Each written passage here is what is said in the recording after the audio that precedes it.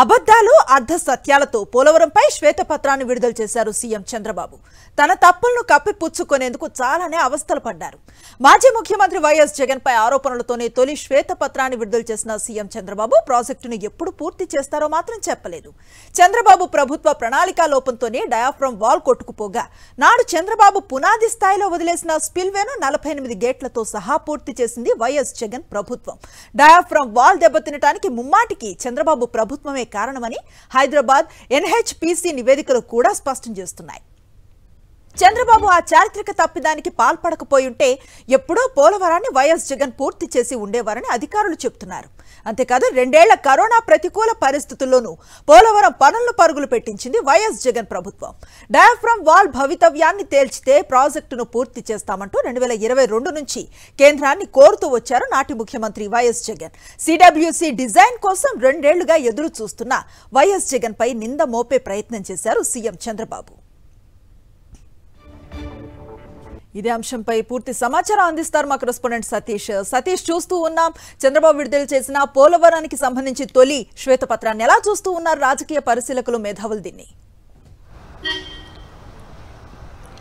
అనుశ్రీ, ముఖ్యమంత్రి చంద్రబాబు తొలి కేబినెట్లో తీసుకున్నటువంటి నిర్ణయాలకు అనుగుణంగా శ్వేతపత్రాల విడుదలను ప్రారంభించారు. మొట్టమొదటిసారిగా పోలవరం ప్రాజెక్టుకి సంబంధించినటువంటి శ్వేతపత్రాన్ని ఈరోజు కొద్దిసేపటి కిందట విడుదల చేశారు. అయితే ఈ పోలవరంకి సంబంధించినటువంటి శ్వేతపత్రం విడుదలలో పూర్తిగా పరనిందకే పరిమితం కావడం, అదేవిధంగా గతంలో పోలవరం ప్రాజెక్టు అత్యంత కీలకమైనటువంటి దశలో 2014 నుండి 19 కాలంలో జరిగినటువంటి తప్పులన్నింటినీ కూడా మాజీ ముఖ్యమంత్రి వైఎస్ జగన్మోహన్ రెడ్డి ప్రభుత్వం పైన నెట్టేసేటువంటి ప్రయత్నం ఈ శ్వేతపత్రం ద్వారా చేశారని చెప్పొచ్చు. అంతేకాకుండా ప్రజలు ఎదురు చూస్తున్నటువంటి సమాధానాలు, ప్రశ్నలకు అవసరమైనటువంటి సమాధానాలు మాత్రం ముఖ్యమంత్రి చంద్రబాబు ఈ శ్వేతపత్రంలో చెప్పలేకపోయారు. ఎప్పుడులోగా పోలవరం ప్రాజెక్టును పూర్తి చేస్తారని కానీ, ఎంత నిధులతో దీన్ని ఖర్చు చేస్తారని కానీ, ఏ విధంగా కేంద్రం నుండి ఏ అంచనాల ప్రకారం ఈ పోలవరం ప్రాజెక్టును పూర్తి చేస్తారనే అంశానికి సంబంధించి మాత్రం సమాధానం చెప్పలేదు. అంతేకాకుండా ఈ పోలవరం ప్రాజెక్టుకి సంబంధించి ప్రధానంగా దాదాపుగా 2 సంవత్సరాల నుండి ఈ పోలవరం ప్రాజెక్టుకి ఆలస్య నిర్మాణంలో జాప్యం జరగడానికి అత్యంత ప్రధానమైనటువంటి కారణం డయాఫ్రమ్ వాల్ దెబ్బతిన్న. ఆ డయాఫ్రమ్ వాల్ దెబ్బతినడానికి గతంలో 2014-19 మధ్యలో చంద్రబాబు తన అనుకూలమైనటువంటి కాంట్రాక్టర్ల కోసం చేసినటువంటి ఒక ప్రణాళిక లోపమే కారణం అనే విషయం నిపుణులందరికీ తెలిసినప్పటికీ కూడా ముఖ్యమంత్రి చంద్రబాబు మాత్రం ఆ నెపాన్ని మొత్తం ఆ డయాఫ్రమ్ వాల్ కొట్టుకుపోవడానికి గత ముఖ్యమంత్రి వైఎస్ జగన్మోహన్ రెడ్డి కారణమంటూ ఎస్టాబ్లిష్ చేసేటువంటి ప్రయత్నం చేశారు. కానీ వాస్తవానికి చంద్రబాబు ప్రభుత్వంలో గతంలో జరిగినటువంటి ప్రణాళిక లోపంతోనే ఆ డయాఫ్రమ్ వాల్ కొట్టుకుపోయిందని అందరికీ తెలిసి, వాస్తవానికి అసలు ఇటీవల చంద్రబాబు పర్యటించినప్పుడు ముఖ్యమంత్రి హోదాలో రెండోసారి ముఖ్యమంత్రి అయ్యాక తను 32వ వెళ్ళినట్టుగా చెప్పుకుంటారు. ఈ 32వ పర్యటించినప్పుడు గతంలో 31వ వెళ్ళినప్పటికీ 32వ వెళ్ళినప్పటికీ ఉన్నటువంటి తేడా చాలా స్పష్టంగా కనిపించింది. చంద్రబాబు కూడా ఏదైతే స్పిల్వే మీద వెళ్ళినట్టు ప్రయాణం చేశారో ముఖ్యమంత్రి చంద్రబాబు, ఆ స్పిల్వే నిర్మించింది కూడా గతంలో వైఎస్ జగన్మోహన్ రెడ్డి ప్రభుత్వమే. ఎందుకంటే స్పిల్వేకి సంబంధించి ఆ పునాది స్థాయిలో వదిలేసినటువంటి స్పిల్వేని 48 గేట్లతో వైఎస్ జగన్మోహన్ రెడ్డి ప్రభుత్వం పూర్తి చేసింది. ఈ వాస్తవాన్ని ఈ శ్వేతపత్రంలో ఎక్కడ కూడా ప్రస్తావించలేదు. అదేవిధంగా spill channel, approach channel, pilot ఛానల్ని పూర్తి చేయడం ఇప్పుడు కాదు, 2021 నాటికి పూర్తి చేసి జూన్ 11వ తేదీన ఆ నదీ ప్రవాహాన్ని, వరదను మళ్లించినటువంటి ఘనత కూడా వైఎస్ జగన్మోహన్ రెడ్డి ప్రభుత్వానికి దక్కుతుంది. ఈ వాస్తవాన్ని ఎక్కడా కూడా ముఖ్యమంత్రి చంద్రబాబు తన శ్వేతపత్రంలో హైలైట్ చేయలేదు. అంతేకాకుండా వాస్తవానికి దీని కష్టాలు ఎప్పుడు మొదలైన, దీని కష్టాలకు కారణం ఏంటన్న అంశాన్ని చాలా తెలివిగా వాటిని డైవర్ట్ చేసేటువంటిది, లేదా గత ప్రభుత్వం పైన నెట్టేసేటువంటి ప్రయత్నం చేశారు. పునరావాసం కల్పిస్తామని హామీ ఇచ్చి 2018లో ఎగువ దిగువ కాపర్ డ్యాంలు అప్పటి చంద్రబాబు ప్రభుత్వం ప్రారంభించింది. 2019 ఫిబ్రవరి నాటికి పునరావాసం కల్పించకపోవడంతో ఆ రోజు పీపీఏ, అదేవిధంగా పోలవరం ప్రాజెక్ట్ అథారిటీ, కేంద్ర జలశక్తి కూడా ప్రశ్నించే, దాంతో ఎగువ దిగువ కాపర్ డ్యాముల్లో ఇరువైపులా ఖాళీలు వదిలేసి పనులు ఆపేసినటువంటి వైనం ఉంది. ఇది వాస్తవం. 2019 దీని తర్వాత 2019 మే 30న వైఎస్ జగన్మోహన్ రెడ్డి అప్పట్లో ముఖ్యమంత్రిగా ప్రమాణ స్వీకారం చేశారు. జూన్ 2 అలాంటి చేసినంత కొద్ది రోజులకే జూన్ 2వ వారంలోనే గోదావరికి వరద వచ్చింది. సో 10-12 రోజుల వ్యవధిలోనే 20,000 కుటుంబాలకి పునరావాసం కల్పించడం ఎవరికి సాధ్యం కాదు. అంతకంటే ముందున్నటువంటి చంద్రబాబు ప్రభుత్వం దాన్ని కల్పించలేదు. ఎప్పుడైతే ఎగువ దిగువ కాపర్ డ్యాములు ఖాళీ ప్రదేశాలను భర్తీ చేయడం అసాధ్యం అని తేలిందో అదే సమయంలో గోదావరికి వచ్చినటువంటి వరదల వల్ల డయాఫ్రామ్ వాళ్ళు దెబ్బతింది. సో ఇక్కడ చాలా స్పష్టంగా డయాఫ్రామ్ వాళ్ళు దెబ్బతినడానికి కారణం 2014-19 మధ్యలో ఉన్నటువంటి చంద్రబాబు ప్రభుత్వం అన్న అంశం చాలా స్పష్టంగా అందరికీ తెలుస్తుంది. ఇదే విషయాన్ని సాక్షాత్తు ఐఐటి హైదరాబాద్ అదేవిధంగా ఎన్ఎస్పిసి నివేదికలు కూడా స్పష్టం చేసినప్పుడు కూడా చంద్రబాబు ఈ శ్వేతపత్రంలో దాన్ని బుకాయించేటువంటి ప్రయత్నం చేశారు. ఆ కారణం మొత్తాన్ని కూడా వైఎస్ జగన్మోహన్ రెడ్డి పైన నెట్టేసేటువంటి ప్రయత్నం చేశారు.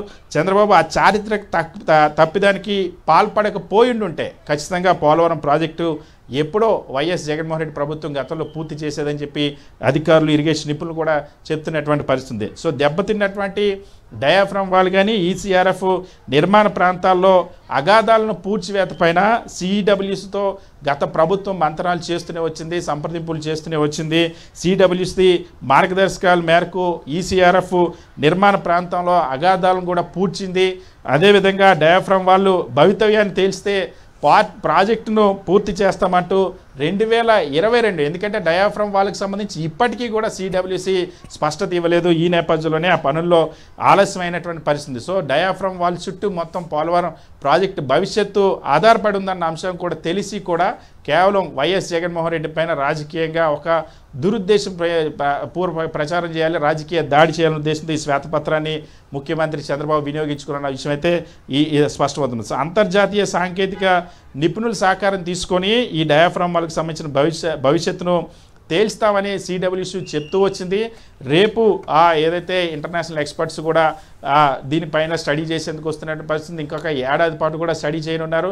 సో ఇటువంటి నేపథ్యంలో ఆ నెపం మొత్తాన్ని పోలవరం జాప్యానికి నెపాన్ని పూర్తిగా వైఎస్ జగన్మోహన్ రెడ్డి ప్రభుత్వంపై నెట్టేసేటువంటి ప్రయత్నం ఈ శ్వేతపత్రం ద్వారా చేయడం పట్ల సర్వత్ర విమర్శలు వ్యక్తమవుతున్నాయి. అదేవిధంగా పోలవరం ప్రాజెక్టు నిర్మాణ బాధ్యతల కోసం 2013-14 ధరల ప్రకారం 20,396 కోట్లకే పనులు పూర్తి చేస్తామని 2016లోనే చంద్రబాబు అంగీకరించారు. అప్పుడు ప్రత్యేక హోదాను వదులుకొని ప్రత్యేక ప్యాకేజీ కోసం చేసుకున్నటువంటి ఒప్పందంలో అది కీలకమైంది. సో ఆ ప్యాకేజీకి సంబంధించినటువంటి ఒప్పందం ప్రకారం చేసిన పనుల వల్ల కేంద్ర జలశక్తితో కూడా ఒప్పందం చేసి కానీ 2017-18 ధరల ప్రకారం భూసేకరణ నిర్వాసితుల పునరావాస వ్యయమే దాదాపుగా 33,000 కోట్లు అవుతుంది అందులో. సో ఇలాంటి తరుణంలో పోలవరం ప్రాజెక్టును అటు ఆర్థికంగాను ఇటు సాంకేతికంగానో ఇబ్బందుల్లోకి నెట్టేసింది పూర్తిగా అప్పటి చంద్రబాబు ప్రభుత్వమే అన్నది వాస్తవమైనప్పటికీ కూడా శ్వేతపత్రంలో అర్ధసత్యాల అబద్ధాలతో పూర్తిగా చంద్రబాబు తను ఆ నామినేషన్ పద్ధతుల్లో ఇచ్చినటువంటి కాంట్రాక్టర్ల అంశాన్ని కప్పిపుచ్చుకునేందుకు ఆ కాంట్రాక్టర్ను మార్చేశారంటూ చేసేటువంటి ఆ ప్రయత్నం చేశారు. సో ఇలాంటి తొలి దశలో దాదాపుగా 2019 నుండి అప్పటి ప్రభుత్వం వైఎస్ జగన్మోహన్ రెడ్డి ప్రభుత్వం ప్రధాన బోడీకి ఈ ప్రాజెక్టుకి సంబంధించిన అంచనాలు సవరించాలని వినతిపత్రం ఇస్తూనే ఉంది. అదేవిధంగా అంతేకాకుండా ఆ పోరాటం దాదాపుగా ఫలితాన్ని ఇచ్చింది. తాజా ధరల మేరకు నిధులు ఇచ్చేందుకు ప్రధానమంత్రి మోడీ కూడా అంగీకరించారు. తొలి దశ పూర్తికి 12,157 కోట్ల మంజూరుకు మార్చి 6నే గడిచినటువంటి మార్చి 6వ తేదీనే కేంద్ర కేబినెట్ కేంద్ర జలశక్తి శాఖకు ప్రతిపాదన కూడా పంపింది. సో అప్పటికే ఆ బీజేపీతో పొత్తు కురుచుకున్నటువంటి చంద్రబాబు ఆ నిధులు విడుదలకు ఆమోదిస్తే రాజకీయంగా మైలేజ్ వైఎస్ జగన్మోహన్ రెడ్డికి వస్తుందని దానికి అడ్డుకునేటువంటి ప్రయత్నం చేశారు. దాంతో అప్పట్లో నిధుల విడుదల పైన కేంద్ర కేబినెట్ నిర్ణయం తీసుకోకుండా పెండింగ్లోకి పెట్టింది.